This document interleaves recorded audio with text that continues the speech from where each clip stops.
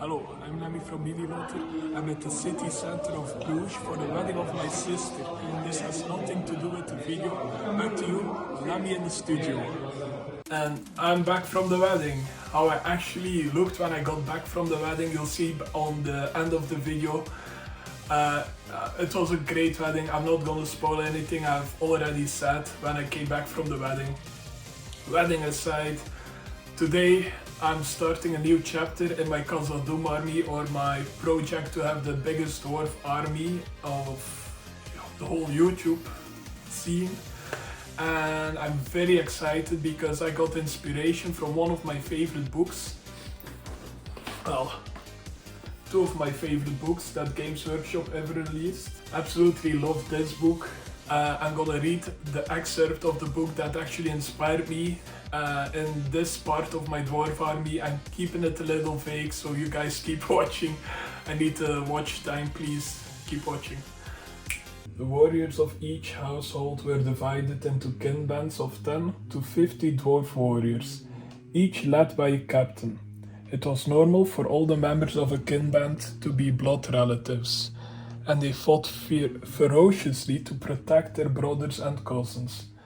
Generally, these strong family ties made for a close-knit army, although occasionally feuds and old grudges made dealings between kin bands and households awkward. The dwarves of a particular household commonly wore matching livery, with variation in colors or patterns between the different kin bands. Ravens, mountains and axes were common motifs on banners and shields, as were runes that declared kinship to a particular household or kin band. So yeah, after reading that passage, I was hit with inspiration. I fucking got, well, to writing, because that inspired me to create 7 households of khazad-dum that each provide their own faction, their own part of the whole khazad-dum army. I already figured everything out. I went to thinking every faction is gonna have their own colors, as I previously read in the book. I'm gonna try some freehand eventually when I feel confident enough to actually do fucking freehand. It's scary. And I realized I had to repaint some of my models, and later in the series and later videos I'll explain why. But today I want to show you or present you the first household of khazad-dum, and that's Durin's household, Durin's kin, House of Durin. I have my notes right here, so I'm gonna be looking a little away sometimes to refresh my memory, even though I just wrote this yesterday, I believe. And I didn't just want to give a household one color, and that's the special part about it. I wanted to give them a little bit more backstory, as it is. A little bit more of, make it feel a little bit more like a real army, like it's a part of khazad-dum, a part of Middle-earth. With the House of Durin. Once again, I'm pointing to the screen, you cannot see it. There is a monitor here, I'm a professional YouTuber. So the House of Durin, they protect the king. They're a very rich and influential household, extremely loyal, known to be noble and headstrong like the kings they protect. And they have their own special unit, the Khazad Guard. And that's what I'm gonna do with the other households. I'm not gonna spoil them just yet. They're gonna get their own video, their own spotlight as it were. So they each get the respect and love they deserve, because I really want to go a little deep with the lore and parts, and it's gonna be explained way better in the future when I have more examples to give besides the House of Durin, because Durin, of course, his household, that's the king's household, those are gonna be the most royal looking dwarves. Of course, the Khazad Guard, those are gonna be the bodyguards of Durin himself. It's gonna be his family, the people who are extremely loyal to him. They're his kin. They're gonna be protecting him that much more if they're family from the king, and I really like that part of this household idea. I have 6 other households, and they're gonna be at least a video each household at the very least. Some households might get even 2-3 videos depending how everything goes, but they're gonna have their special units, some of them. like Durin's house, they get the khazad card, and ooh, I do not have to repaint my khazad card. But some other troops I'm gonna need to repaint, maybe even give a completely new paint job, because they're all gonna have their own colors. So the Iron Guard, for example, that I painted in green, they're not gonna stay green because they're not part of Durin's household. Stay tuned for that, but right now let's paint a warrior from Durin's household. The first part of this mini-series, in a series, I think is the best way to call it. It's getting layered and a little bit more complicated, but I want to give my dwarf army more respect and more depth than just a fuckload of dwarves. Want to mention as well, each household is gonna be at least one full box of dwarf warriors, because I'm not gonna play by the modern rules, I play by the old school rules, the Lord of the Rings strategy battle game, because that's the way I like to play my games. But I've been rambling long enough. You're here to watch a singular dwarf warrior to get painted, and let's just dive right into it. First of all, I painted his house colors, as it were, Sons of Horus green. And yeah, you've seen me paint Sons of Horus green on a lot of dwarves lately, and yeah, I really like that color. It's one of the last times I'm gonna use it on the channel for my dwarves for quite a while. But here we still are, the House of Durin. It's gotten painted. Next up, I wanted to make sure his armor on top of the Sons of Horus green was painted, because that's a large part of the model as it is, and if you can paint the larger parts first, that keeps the motivation going for the later parts. It's just a couple of small things after this, pretty much, so that's what I did. Notice this model has a shield. I tried to get with the leadbelcher nuln on the Sons of Horus part of the shield, mainly because I hate retouching my models. Even though I shake a lot, it happens sometimes, so it's not that hard, but you really need to focus on that part. I noticed myself while doing this, so that's a little tip for you right there. Then I went to his pants, that World Forest. I've used this before, I'm gonna use it again probably. It's just one of those paints that's always near me. If I need a random thing painted and I don't care a lot about how it's gonna look, that World Forest always looks quite good with pretty much every paint scheme I've tried so far, so that's another tip. Paint pants green. Next up are the boots, and you're gonna notice if you watch this whole series one video after another, this is Dryad bark. I've painted a lot of dwarf boots and belts and everything like that Dryad bark, mainly because I like the cohesion it brings, and especially with the idea of households, I want some cohesion and the other armies as well.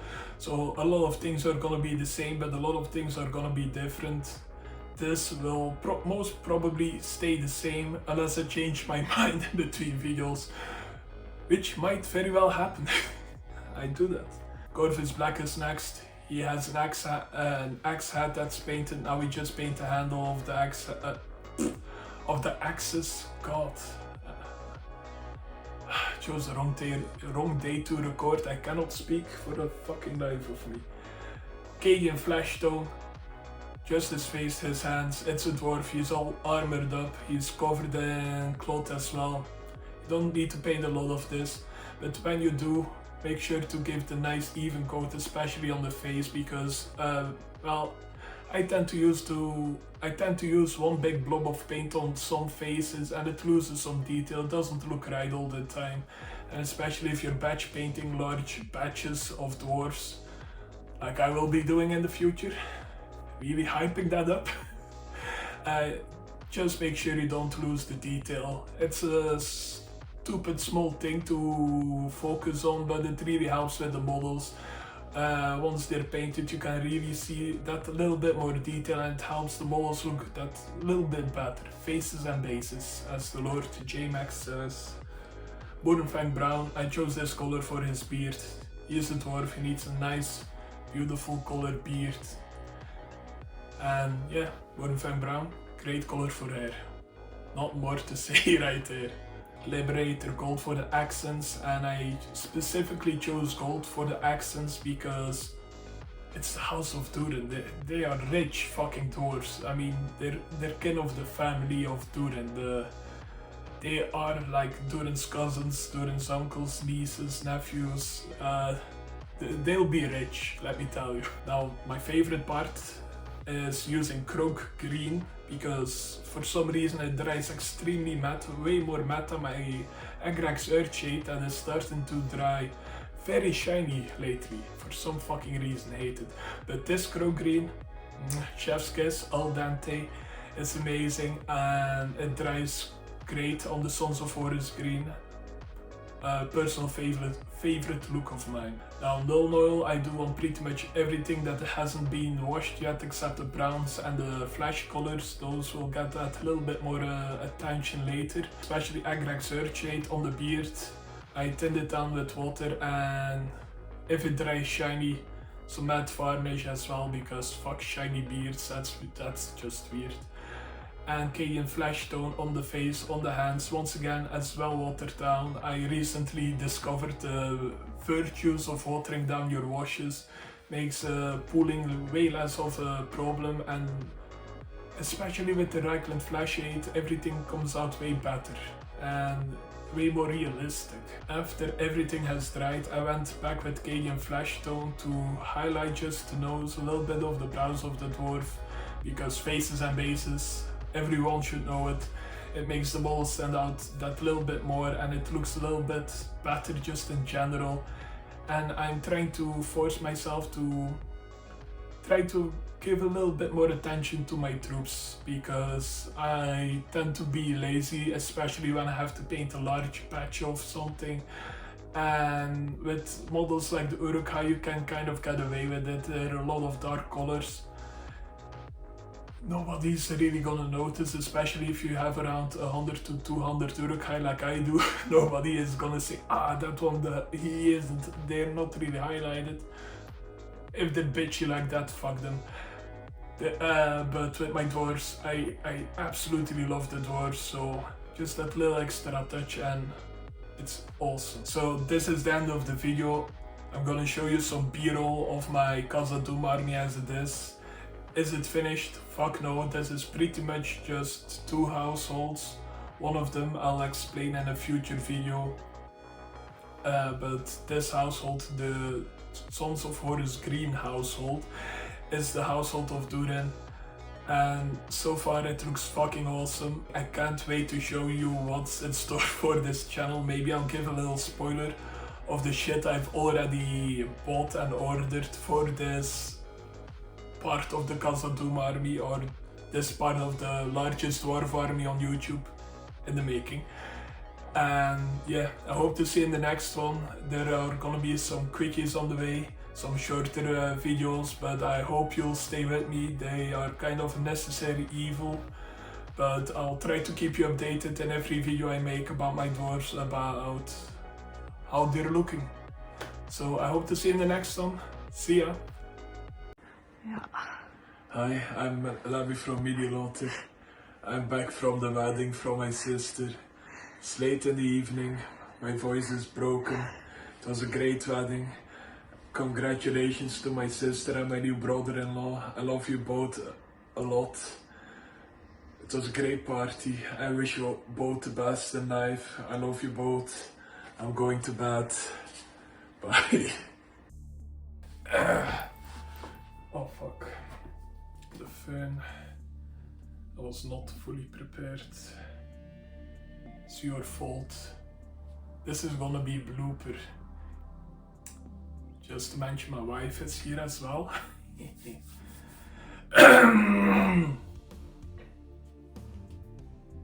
No, you didn't see what the fuck you did. God, I look like such an asshole.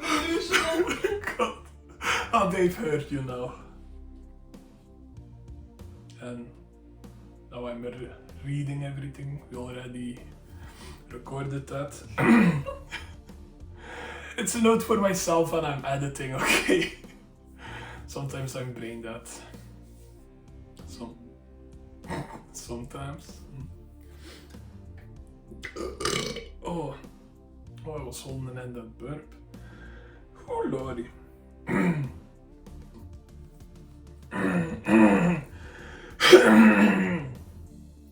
my voice. Oh, my voice hasn't recharged since the wedding. Oh, come on, the last part.